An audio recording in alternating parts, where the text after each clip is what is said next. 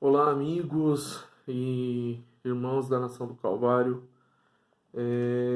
Nós estamos começando através do YouTube uma série de estudos aí no Sermão da Montanha. Então, o nosso objetivo é, versículo a versículo, analisar o Sermão da Montanha juntamente com os irmãos. Espero que seja um estudo proveitoso, que seja um estudo que venha de encontro ao coração de cada um. Nós vamos fazer esse estudo em algumas partes, né? E não pretendo alongar muito cada vídeo, até para que os irmãos possam acompanhar de, de uma maneira mais suave, mais tranquila, tá bom? E dúvidas que forem surgindo, fiquem à vontade aí para utilizar os comentários, para fazer perguntas, enfim. E também as nossas redes sociais estão à disposição, YouTube, Facebook, Instagram e Telegram. Em todas as nossas redes sociais você nos encontra colocando Nação do Calvário tudo junto, em minúsculo. Tá bom? Vamos começar? Espero que o Senhor nos ajude e nos dê graça. Amém? Então nós vamos começar essa série de estudos no Sermão da Montanha. Eu estou aqui com um material, né? Eu estou com 3 Bíblias, uma na tradução King James, a outra Almeida corrigida e revisada, e tenho também uma Bíblia, a Mensagem. A Mensagem não é uma tradução, é uma paráfrase. Então, só para você entender, talvez você não saiba, uma tradução ela é feita direto do texto e aí o correspondente é traduzido palavra por palavra, ou seja, há uma preocupação formal, não só com respeito ao sentido, mas também as palavras que foram usadas na medida na ideia de trazer uma fidelidade textual também. Já uma paráfrase, ela não tem essa preocupação formal, ela se preocupa mais com a questão do sentido. Então, uma paráfrase, ela vai trazer o mesmo sentido ou um sentido aproximado, mas com outras palavras. Eu particularmente não gosto de paráfrases, não gosto da NTLH, né, que é a nova tradução na linguagem de hoje. Acho que em alguns pontos até afasta do sentido que o texto de fato quer nos propor, mas particularmente a mensagem é uma paráfrase bastante interessante. E eu gosto da Bíblia Mensagem como um instrumento de apoio, ok? Fora isso, tem também aqui o Sermão do Monte, do Carson. Não sei se para vocês aí aparece invertido, né? E também do Martin Lloyd Jones, o Estudos do Sermão da Montanha, ou Sermão do Monte, né? Que é um catatal, é bem grosso. Mas para nos ajudar, uma outra coisa a gente talvez utilize. Você que vai fazer o estudo conosco, talvez seja interessante você ter aí, além da Bíblia, um caderno para fazer anotações, canetas, né? Tem gente que gosta de usar canetas coloridas, enfim, fique à vontade, tá bom? Então vamos lá, vamos começar fazendo uma introdução da importância do Sermão da Montanha. Bom, qual é a importância do Sermão da Montanha? O Sermão da Montanha, ou também chamado Sermão do Monte, é talvez o mais importante discurso de Jesus, talvez o mais importante compêndio, vamos dizer assim, é um resumo de tudo aquilo que Jesus ensinou ou ensinava. O Sermão da Montanha ele tem a suma, o resumo dos ensinamentos de Jesus.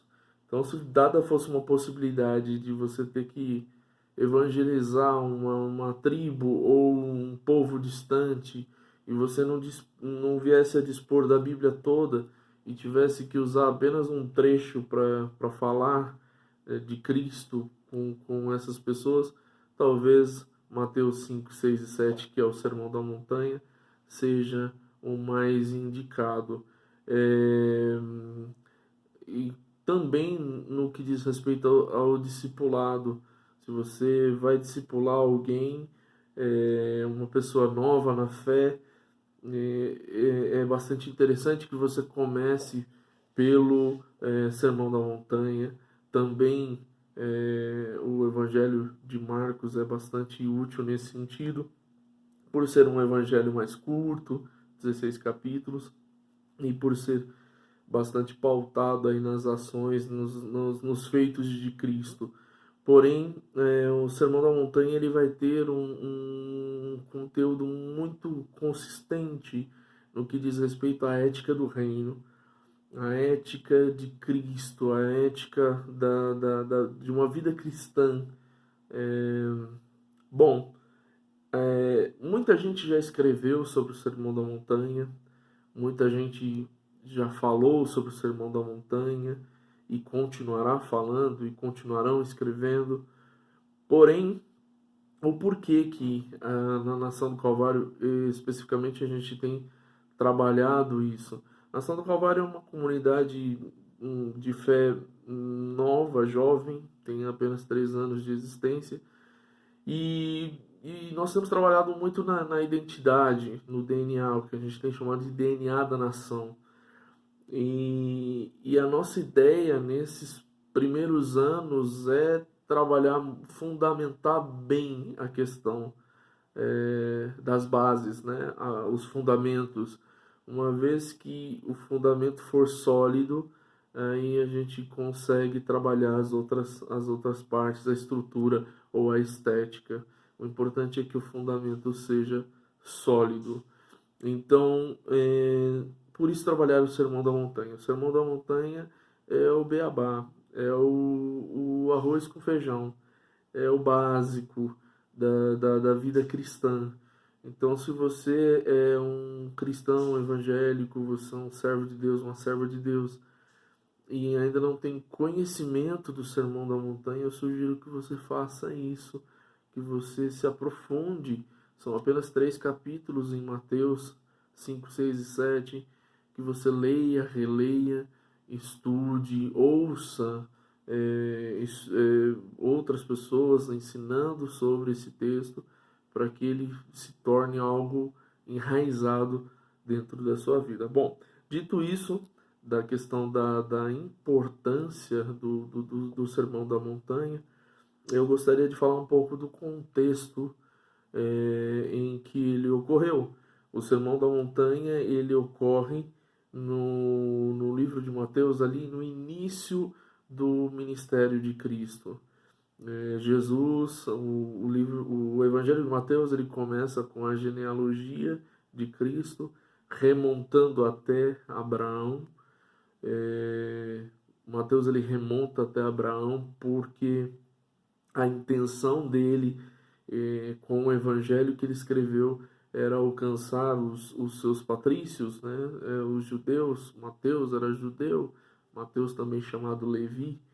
E em todos os momentos, Mateus, no seu evangelho, ele vai usar termos como para que se cumprisse o que estava escrito, ou para que se cumprisse o que foi profetizado por fulano, porque a intenção dele, notadamente, era mostrar que Jesus era de fato o Cristo que foi prometido na primeira aliança, ou velha aliança.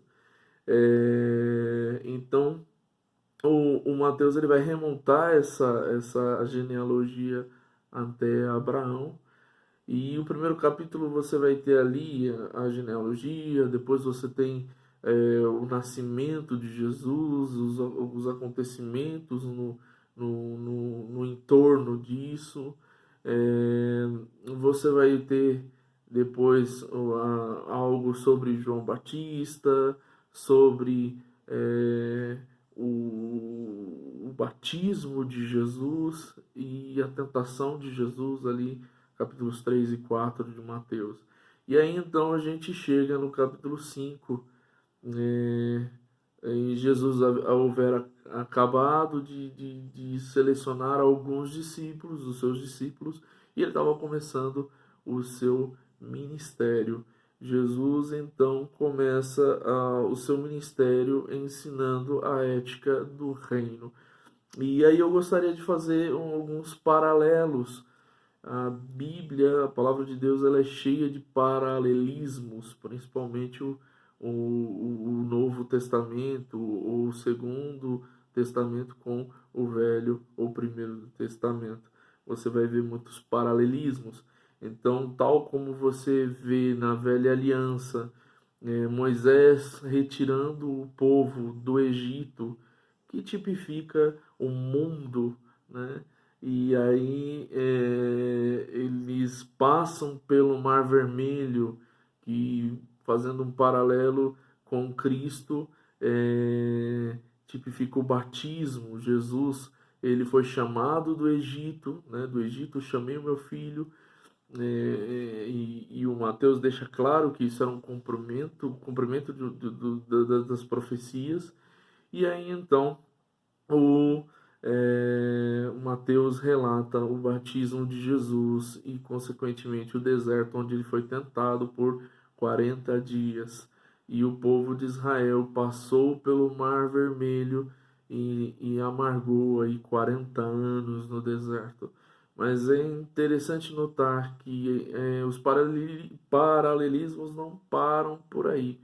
Há um outro fator, assim como o povo saiu do Egito, passou pelo Mar Vermelho, e aí Deus disse a Moisés: sobe o monte, deixa o povo aí no sopé do monte e sobe, porque eu vou entregar leis, vou entregar ordenanças. Da mesma forma, Jesus começa com um monte, ele começa ensinando no monte. Então há um paralelismo da pedagogia do Evangelho.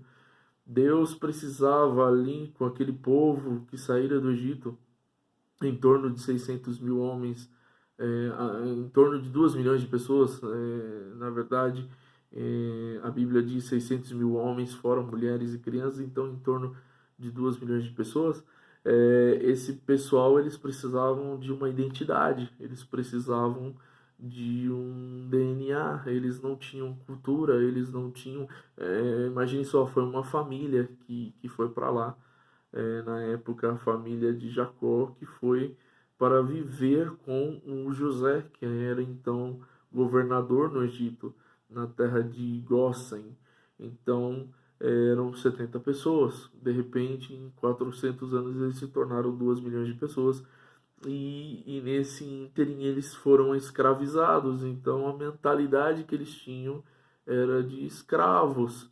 E essa mentalidade de escravo precisaria morrer no deserto. Então o deserto é um período de provação, assim como foi para Jesus também. O deserto foi um período onde ele foi tentado pelo diabo. É, então, quando termina ali o deserto de Cristo, ele traz a lei, e o povo também haveria ali de receber a lei, uma identidade. O povo não tinha, se tornou de uma família, se tornou uma nação, então eles careciam de uma identidade, eles careciam de instrução, de mandamentos. Então é por isso que a lei de Moisés você vai ver uma preocupação em todos os níveis, tanto moral quanto ético, estético, dietético.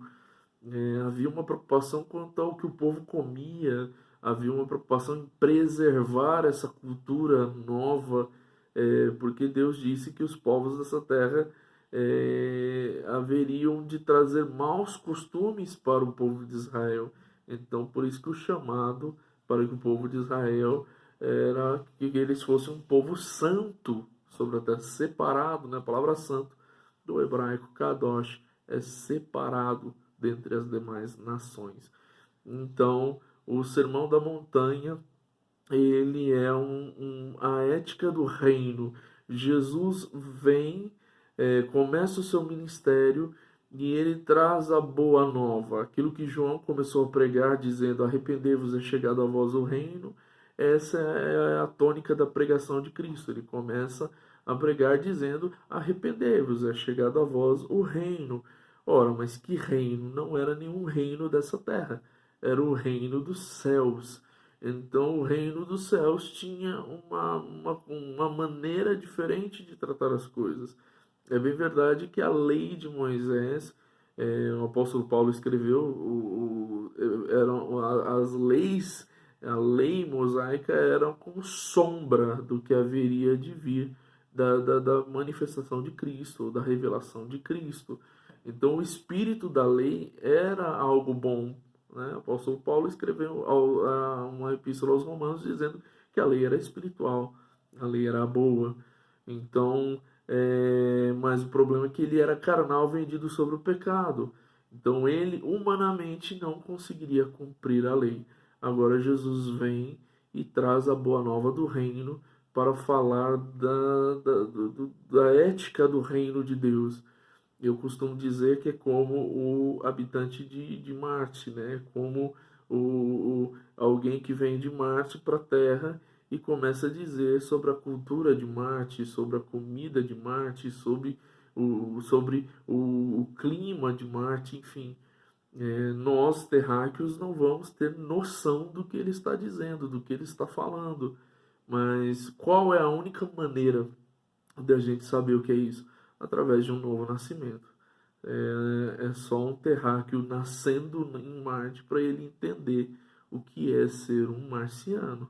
Então, a ideia é que Jesus começou a pregar essa ética do reino, mas quem torna isso vivo em nós depois seria o Espírito Santo vindo morar em nós. Ok? Então, essa é só uma introdução da importância do Sermão da Montanha, desses paralelismos que existem, ok? E essa foi a primeira parte. Eu não quero me alongar, não quero que cada vídeo passe de 20 minutos.